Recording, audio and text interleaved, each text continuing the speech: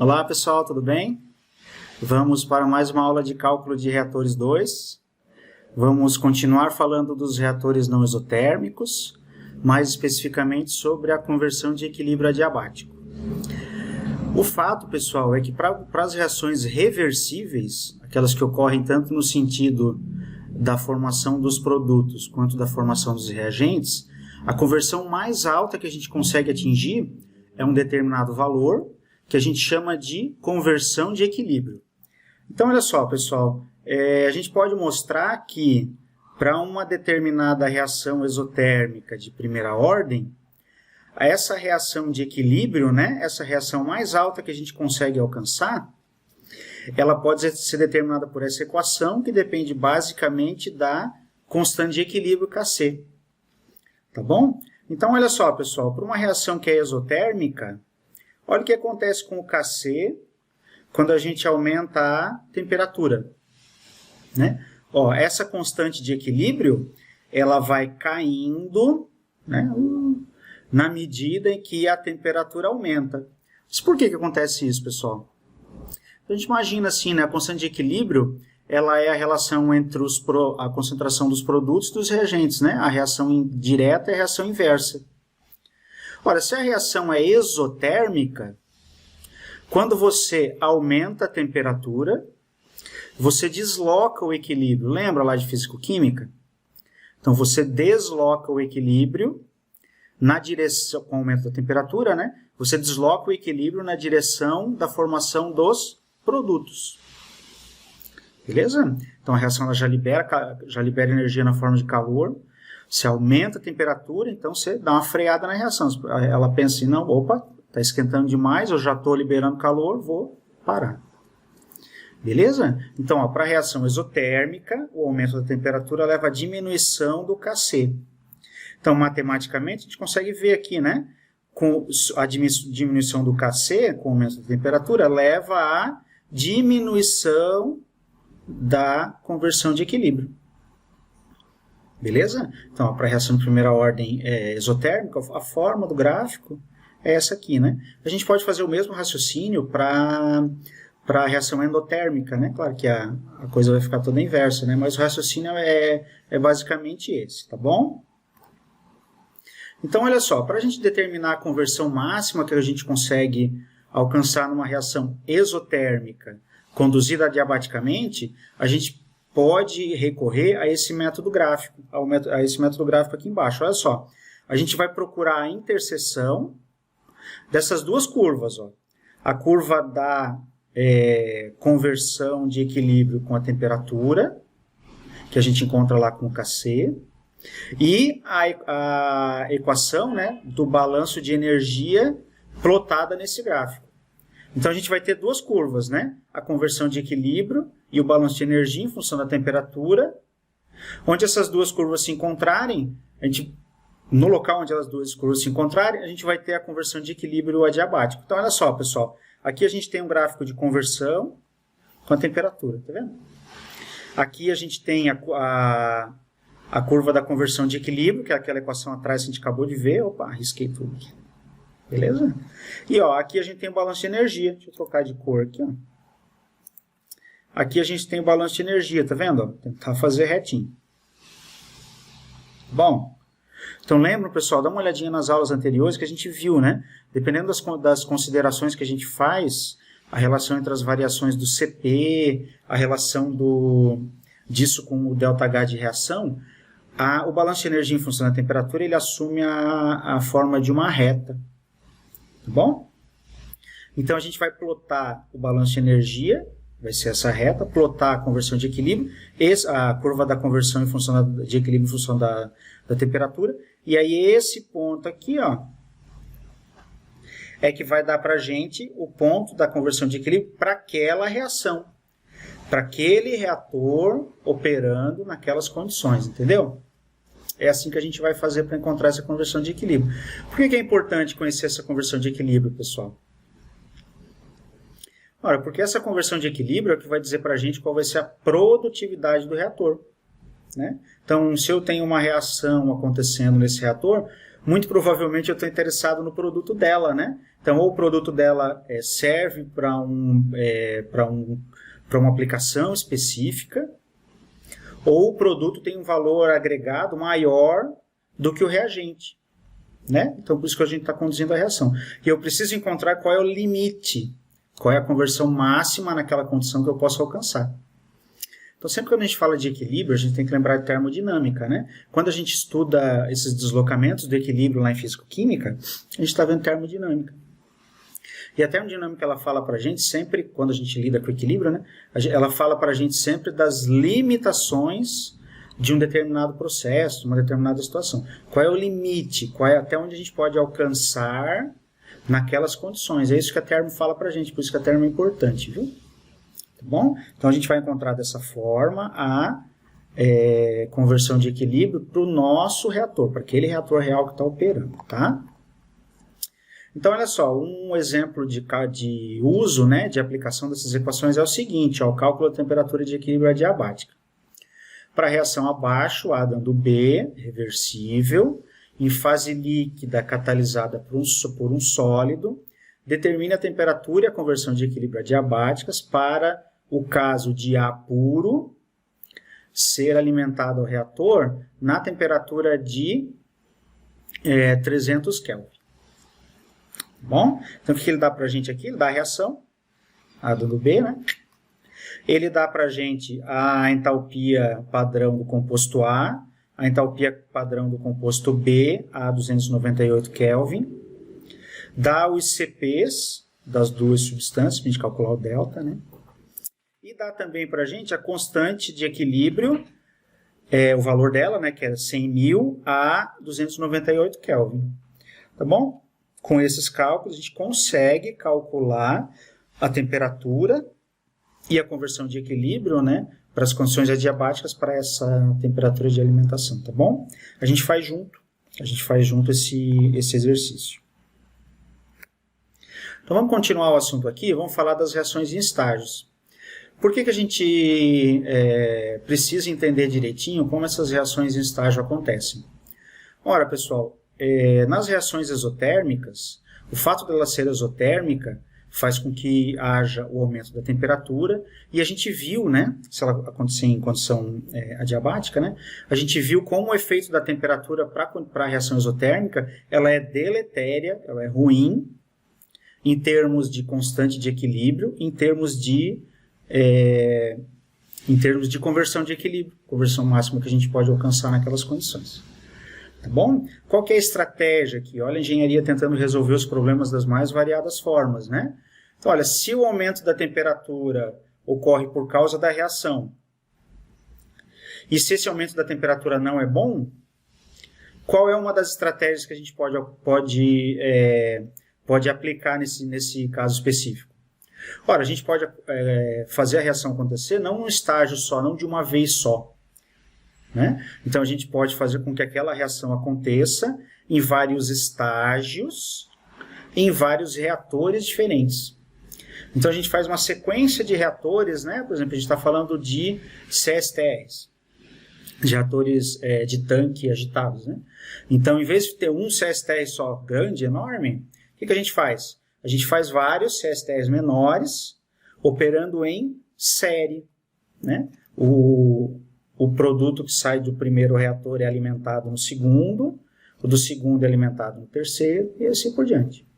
Tá bom? Qual que é a jogada aqui? Tá vendo, pessoal? A jogada aqui é a gente colocar um trocador de calor. Né? Vou colocar aqui, ó. Trocador de calor lá de operações, né? Lá de operações a gente aprende a projetar os trocadores de calor. Né? Então a gente coloca um trocador de calor entre esses dois reatores, que são os quadradinhos aqui. E ó, a reação começa, os reagentes entram a 500. Por causa da reação, a temperatura sobe para 800. Aí o que a gente faz? No trocador de calor, resfria de novo a 500. Né? Então, aqui dentro desse reator, a conversão de equilíbrio ela foi alcançada. Né? Mas ela ainda é baixa, né? Porque como aumentou a temperatura, constante de equilíbrio foi lá embaixo, conversão de equilíbrio também caiu. Então o que a gente faz? A gente pega esse material pré-reagido, ele já reagiu um pouquinho, e alimenta ele num segundo reator de novo a 500. Esfria, vai. Ele já vai entrar com uma conversão maior do que ele tinha no primeiro, claro, porque ele já reagiu no primeiro, né? E aí essa reação a gente vai deixar essa reação acontecer adiabaticamente, né? E aí vamos dizer que agora a temperatura sobe para 700. Né? Ele converteu mais um pouquinho, e o fato dele ter convertido mais um pouquinho fez a temperatura elevar de 500 para 700. Tá bom? Não é a conversão que eu quero ainda, a conversão ainda é mais baixa do que eu preciso. O que faz? Coloca de novo um trocador de calor e faz ele baixar de novo de 700 para 500. Então a conversão de entrada nesse reator já vai ser maior do que a entrada nesse, né? Que já era maior que esse. Né? Então a conversão vai aumentando ao longo da série de reatores. Beleza? Então a gente faz os cálculos e vê que no terceiro reator a conversão que eu quero já é a conversão que eu preciso. E aí ele aumentou um pouquinho a temperatura para 570, faz mal, tá bom já. Beleza? Vamos ver graficamente como é que fica isso? Olha só. Então, olha só, no primeiro estágio, essa aqui é a linha de conversão de equilíbrio com a temperatura.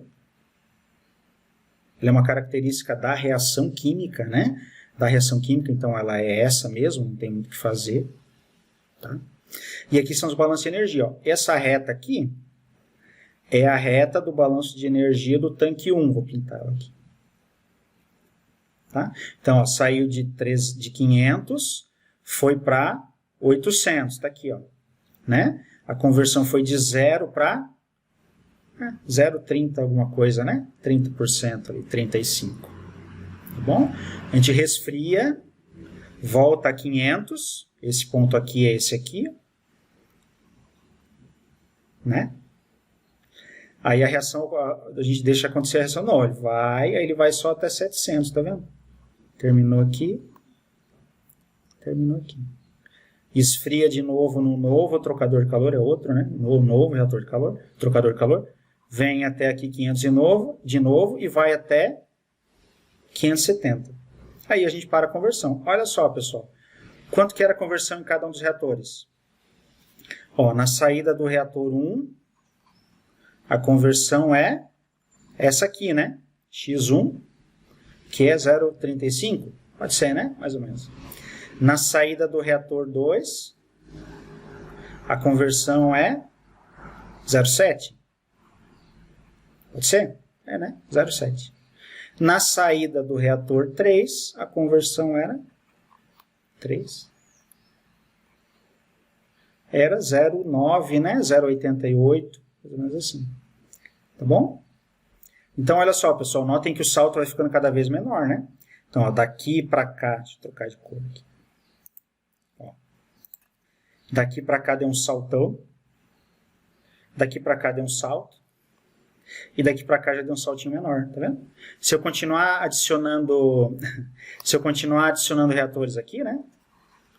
Eu vou conseguindo cada vez mais conversão. Percebam que o salto aqui, ó, ele vai ficando cada vez menorzinho, né? Esse zigue-zague vai ficando cada vez menorzinho. Então, o ganho que a gente tem em conversão precisa ser pesado, precisa ser comparado com o gasto que eu tenho com isso tudo, né?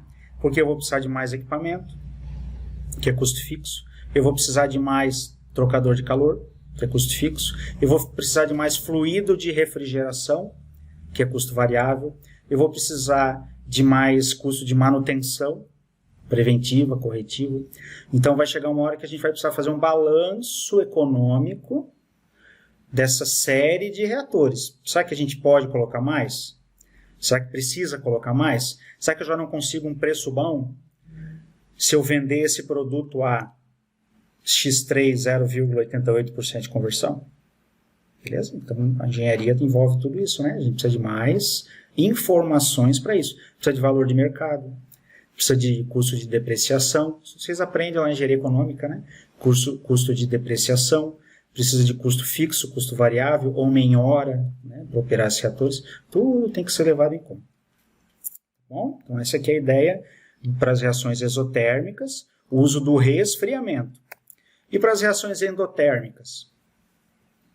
Para as reações endotérmicas, a gente faz o oposto, né? A gente faz aquecimento no meio dos estágios.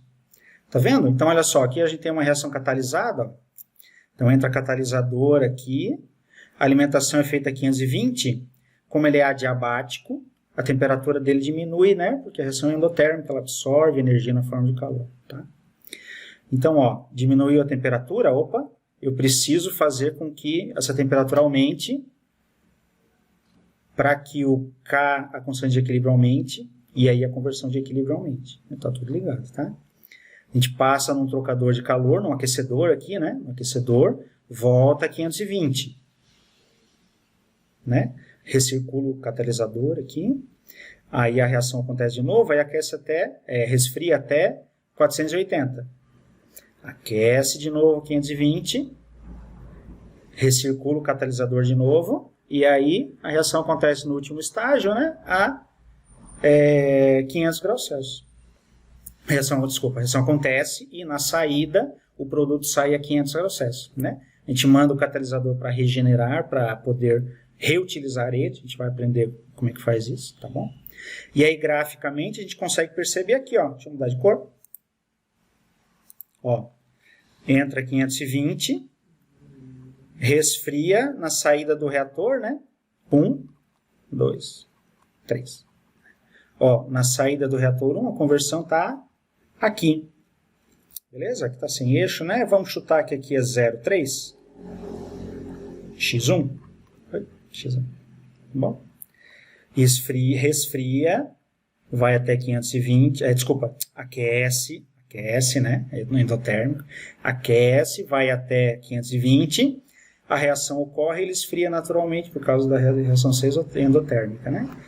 Na saída do reator 2, a conversão é um pouquinho maior, né? 0,6, C, né? Opa, X2 igual a 0,6. Está feinho aqui, mas está para entender. Bom? Vai mais um pouquinho, sobe, a conversão aqui vai para 0,7. Aqui. 3, né? X3. De novo, pessoal, está percebendo que o salto vai ficando cada vez menor? Salto. Vai ficando cada vez menor. O ganho vai ficando cada vez menor. Tá bom? Então, a gente vai poder fazer um exemplo juntos, né? Sobre como a gente pode usar os resfriamentos e os aquecimentos para aumentar a reação de equilíbrio no caso das reações irreversíveis, tá? Então, olha só, resfriamento interestágio para reações altamente exotérmicas, conduzido de forma diabática, né? De forma diabática. Então, olha só, que conversão poderia ser alcançada no exemplo anterior se 2 resfriadores interestágios estivessem disponíveis e tivessem a capacidade de resfriar a corrente de saída até 350? Determine também a carga térmica de cada trocador de calor para uma vazão molar de A do reagente, né? Do reagente da reação direta, de 40 mols por segundo. Então, a gente vai assumir que 95% de conversão de equilíbrio é alcançada em cada um dos reatores e que a temperatura da alimentação do primeiro reator é 300 Kelvin. Então, a gente vai ver, tá? A gente vai chamar de novo as informações do exemplo e a gente faz juntos a forma como um exemplo para ver como a gente pode usar essas equações, tá bom? Tá certo, então? Então, pessoal, se precisar, assistam o vídeo de novo. Anotem as dúvidas, né, no caderno de vocês, tem um caderninho de vocês, anotem as dúvidas, para que a gente possa conversar sobre elas, sanar essas dúvidas no dia que a gente se encontrar presencialmente, tá bom? Então, obrigado por tudo, a gente se encontra. Até mais, tchau!